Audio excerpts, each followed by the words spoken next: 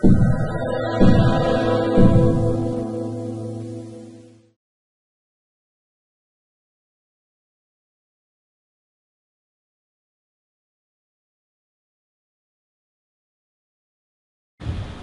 next question is really at the core of this conference. How can digital marketing help your sales organization deliver your key message? And I'd like to start with Kelly. So I'm going to modify the question a little bit based on Greg's conversation this morning. How does it modify your story, or how does it advance your story versus the message? You know, if you look at digital marketing tools, they didn't all show up at once and fully formed, right?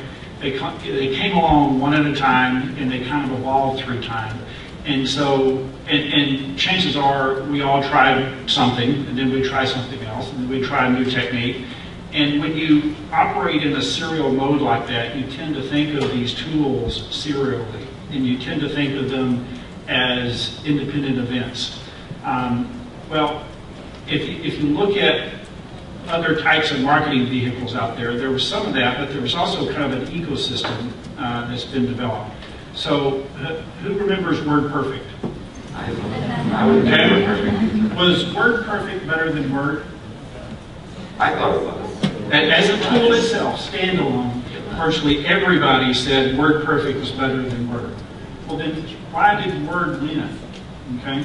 Word won because it had then the world's first ecosystem. And the first ecosystem was Microsoft Office. Okay? The second you tried to paste a table from Excel into WordPerfect, you gave it up and went to Word. Okay? Not because the technology was so much better overall, because that one simple thing you wanted to do.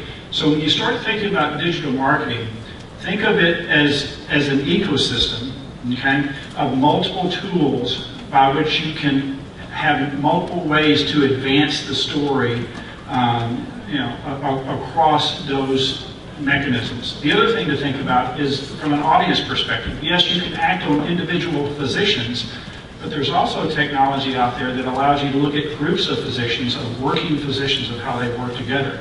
So have an integrated approach, okay, across your digital marketing, across integrated networks of physicians, gives you a much greater opportunity to be effective.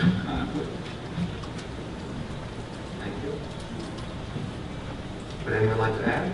Well, I was going to say, in the topic of just, enhancing the sales force with some of these tools, obviously, we need to think about the big picture. If we look just specifically at that tactic and what it can do for us, I think there's several things that I've seen value of, with mobile content management. One is that, you look down the road, right, and all of us, I think, are facing increasing margin pressures, and the sales channel is difficult to invest in, right? So how do we deal with that? Some companies may hire less reps and have reps cover bigger territories, or they may hire folks at a lower skill level. They may ask them to sell more products. Whatever you do, though, you're going to be asking to get more out of your investment. And so, if you look at these tools, kind of like the old Steve Jobs quotes of like a computer being a bicycle for the mind, I see these apps as being something along those lines where you can take a rep, whether they're new or tenured, there's going to be something about the products they're probably not going to be able to know. And so as a memory aid, as a tool to bring someone back on message, as a way to help them access the right information quickly and present it when you have the opportunity, I think these are fantastic tools. Fair enough. Just want to ask you maybe a question, because I think it's great we put out these tools. It's great we have the ecosystem. That's, it's a beautiful thought, a beautiful mind, a beautiful execution. But one of the things I feel we're forced with and challenged with a lot is we can have the greatest tools, but it's the sales reps really using them. Well, that's a critical question. That comes back to that question of, do you have metrics? So one of the things we've started to use more is just Adobe DPS. So separate from having a full-blown content management system, which is clearly where everyone would want to be, just as a standalone app, Adobe DPS has been a great tool for being able to build out a kind of a micro content management system at a very effective cost that has built-in metrics, right? And starting to just, tiptoe into the water, but starting to measure your return on investment and make sure you're getting that utilization of the tool, right? You want to make sure you're talking to your reps, observing your reps, but then also getting that unbiased data, right? Because they're going to tell you that they love your product, they like you, got a relationship, or et cetera, right? So what are they actually doing with these tools? Our experience with the content management has been that it just absolutely blows away any tool we've ever provided them. Several comments along the lines of, hey, I've been in this division for 10 or 20 years, this is the best launch we've ever had. Things that are hard to ignore. Some of the feedback and the results have been really good as well in terms of just blowing away our original forecast numbers. We've seen growth in the commodity category anywhere from 40%. So, we're seeing those kinds of returns. But I think it is a multi-pronged strategy of making sure you are observing that return and learning from it as well. If I may, I'd like to ask the audience, do any of you have an example to share with us about a time that you were concerned about salesperson adoption and you overcame that and you have a success story to share? Jeff Gaspar, Software. Is this on? It's on.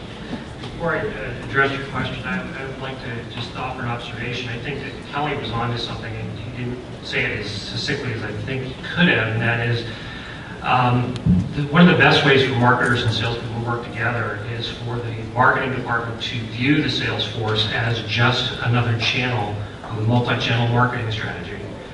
And Matt alluded to it earlier now that he has a split personality of being responsible for both marketing and sales. The dark side is that the sales force will be the largest and most expensive element of the multi-channel strategy, just by definition. You got thousands of people out there at hundreds of thousands of dollars a year. And so when you get into this whole ROI discussion, you can co-opt the sales budget into the marketing budget and start to have some statistical analysis. And Aberdeen Research did a research study recently about the effect of mobility on the sales force, and it's a very simple metric. Companies that support mobility and digital tools in the hands of the sales force are 75% more likely to hit sales quotas than those who do not. It's very strict. Pardon me? I think that bears repeating. Would you repeat that?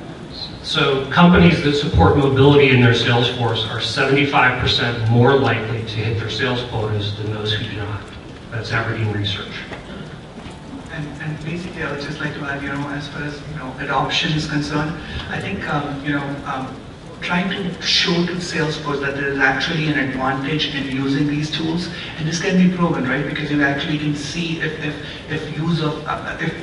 you can monitor which reps are actually using these tools, because you know that they've actually done some presentations, so they've used the digital tool, and you can actually obviously look at the sales data at the end, right? So you already know. It's a very easy ROI to calculate, to say, listen, these are the type of reps who actually use the digital aids, and because of that, the adoption rate at a physician level or the sales increase by this much. Now that's a message which is very clear to salespeople, right? So you did something, it increased something by this much. So you put those metrics out there and your adoption rate would skyrocket.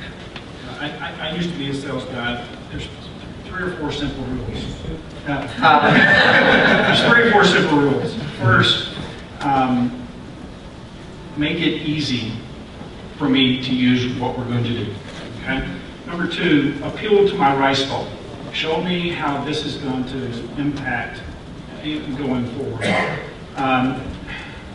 Number 3, don't tell me something that I should know. Okay? Unless it's in an insightful way that you know this and this builds on what you already know. Okay? And always forget the 4th one. The 4th one is remember the other 3. I had a quick question. Everyone keeps talking about reps and will they use it? And I just wonder how many of you involved reps throughout creation? I mean, I'm talking a top tier rep, a low tier, medium tier. See, are you creating something they'll use or creating something you think they'll use?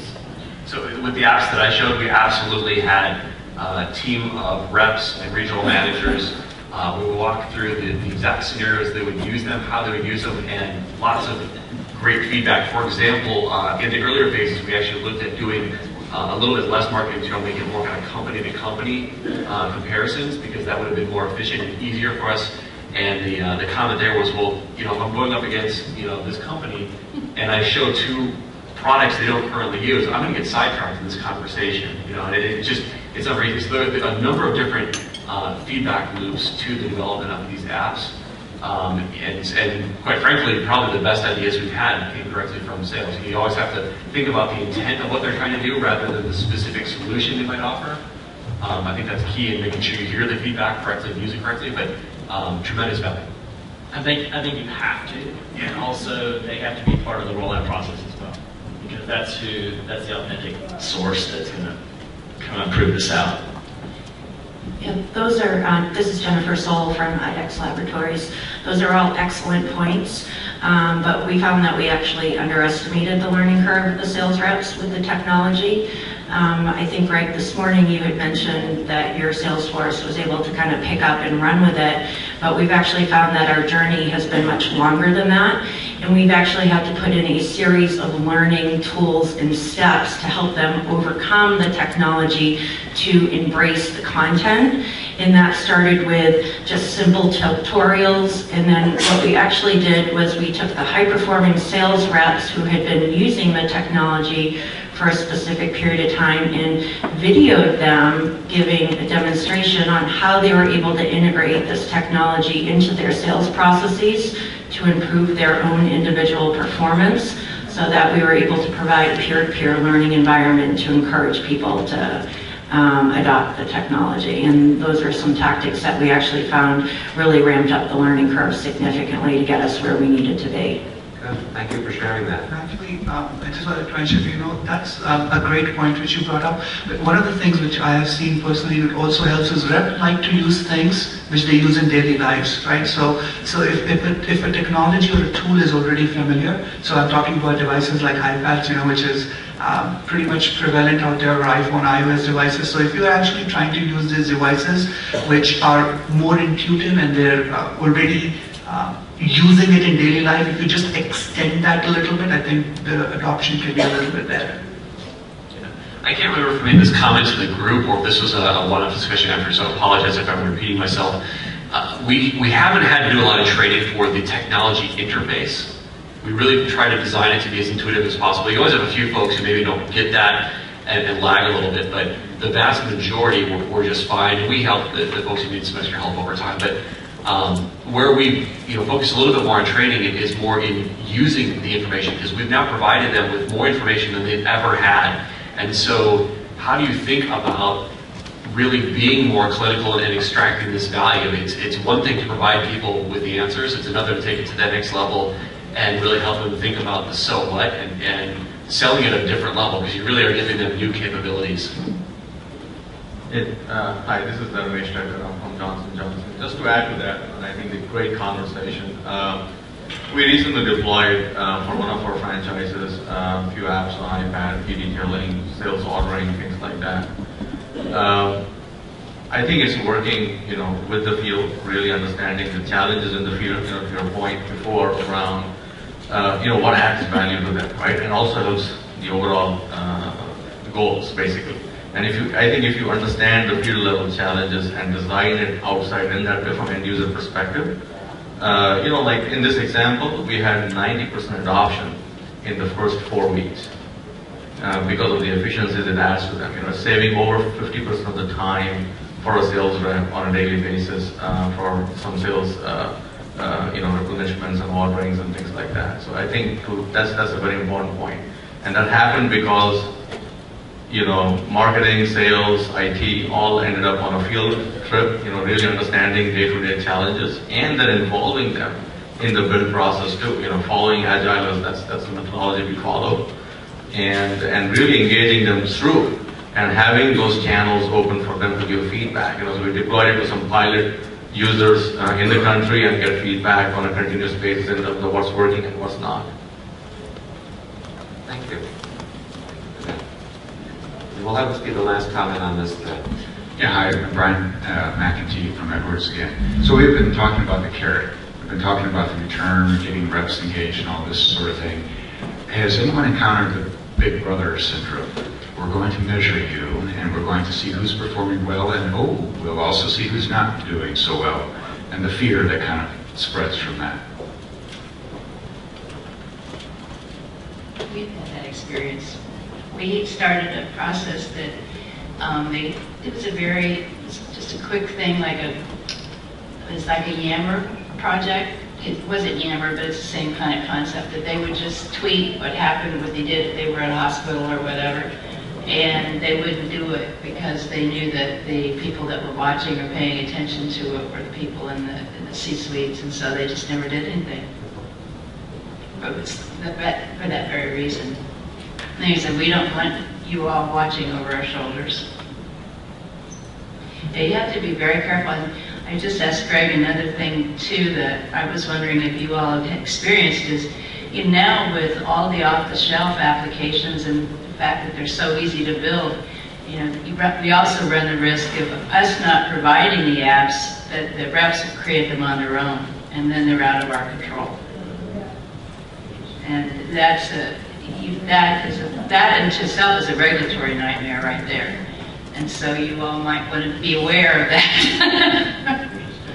Before I change subjects, I'm curious, how many of you in this room have ever been in a company that adopted Salesforce.com? I'm curious to know how many of those of you had Salesforce not get adopted by sales. Okay. Interesting. Thank you. Great discussion.